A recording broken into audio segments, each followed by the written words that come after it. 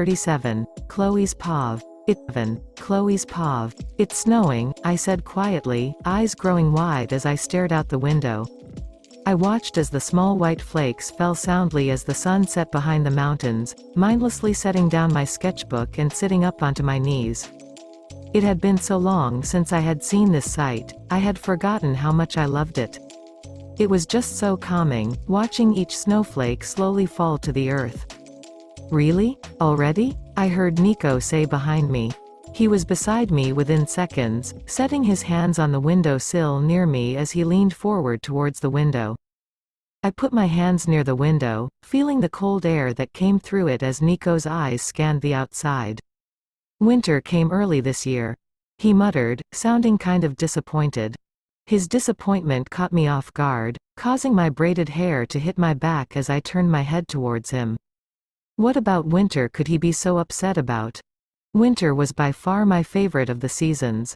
Is that a bad thing?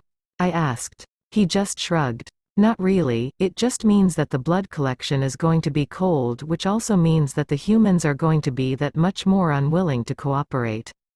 He explained. I was silent for a moment before responding with a simple, "Ha." I had forgotten that the blood collection was tomorrow. That I was going to have to return to my city again and see a lot of the people that I had formerly known. And now with the added variable that it was going to be cold. I didn't really mind that aspect as much as the fact that people might recognize me. Even so, I had decided that I would rather risk that than stay here alone most of the day tomorrow. I have changed a lot since I was 12, so maybe they wouldn't be able to recognize me so easily. My thoughts were cut short once I felt Nico's fingers slowly slide behind my neck, his thumb lightly skimming over the healing skin on my neck. I turned towards him, goosebumps rising on my arms from his soft touch. He was just looking at where he had bitten me 2 nights before, thinking about something that I couldn't quite decipher by just looking at his face. But he almost looked guilty. How does it look?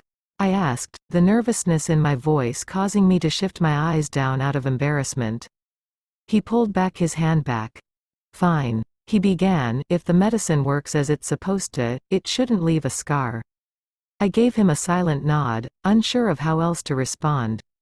For some reason, he really didn't want this bite to leave any sort of mark. It was strange, but I didn't question his actions. A knock on his door sent both of our heads turning towards it. Nico didn't tell me that anyone would be stopping by.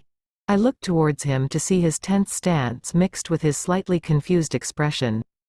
Another knock came to the door, more frantically this time, telling that it wasn't one of the castle slaves. Oh, he sighed, his body relaxing as he headed towards the door despite the still annoyed look on his face. He pat the couch as he passed it, silently telling me to sit there. I quickly followed his instructions, still feeling a bit uneasy about someone being here. But I guess that if Nico was fine with it then it wasn't that bad, right? I sat criss-cross on the far left side of the couch facing the door, watching as Nico reluctantly opened the door. You have to go to the ball, Xander frantically said as he let himself into the room, Doe following quickly behind him. Her eyes met with mine for a brief moment before she looked to the ground, obviously very uncomfortable that she was in this room again. That was understandable, but I was less concerned about what happened between us and more so concerned about the 2 large bruises that she had on her upper arms. That must have been where Xander grabbed her during the blood moon. I absent-mindedly rubbed my wrists, thankful that I didn't get the same thing from Nico. No, I insist, come on in, he said with a mix of annoyance and sarcasm as he threw the door shut.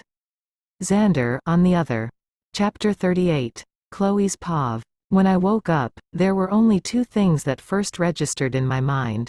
That it was too early for me to be awake, and that Nico was moving to get out of the bed. And apparently part of my brain decided that the later wasn't okay and decided to quickly wrap my arms around his arm before the reasonable part of my brain could fully wake up.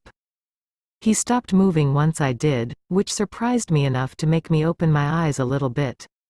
The first thing that I noticed was the small amount of light visible through curtains on the window, showing the sun was just barely beginning to rise. My groggy eyes then shifted up to Nico. He was just sitting on the edge of the bed, leaning on the arm that I was holding on to. He was just looking at me, his eyes widened ever so slightly. I couldn't really tell what he was thinking, and part of me didn't really care. So, the part of my brain that was yelling at me to go back to sleep decided that the most logical thing to do would be to tighten my grip on him and practically curl myself up against him. It was only then that I realized what a completely horrific idea that was. Luckily, I heard Nico breathe out a quiet laugh before I could begin to panic. "Sorry, Chloe, that's not going to work this time," he said, his voice showing that he was tired. I lifted my head up, brows furrowing as I questioned his words. "What?" I asked. "Nothing," he replied, lightly pulling his arm away. I reluctantly let go of him, watching as he stepped away. "Why are you up so early?" I partially whined, forcing my arms to push me up. I ran my hand from the front of my head to the back, getting the hair out of my face. "The blood collection starts early and I have to get there before it starts to make sure everything is in order," he explained as he pulled off his shirt. Okay, now I was awake. I sat up, stretching my arms over my head as he stepped to the closet. "Oh, yay," I sighed out. I was the day I was going to see everyone. Every single person that lived in the city. And they were going to see me. Maybe I could just wear something that I can hide my face in. After all, it's going to be cold. Xander is going to be here in about 15 minutes, so you need to be out of my bed by then. He spoke from the closet. I sighed once again, throwing the blanket off of my body.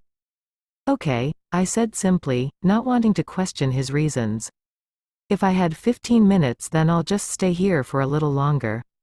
After all, it doesn't take me that long to get ready."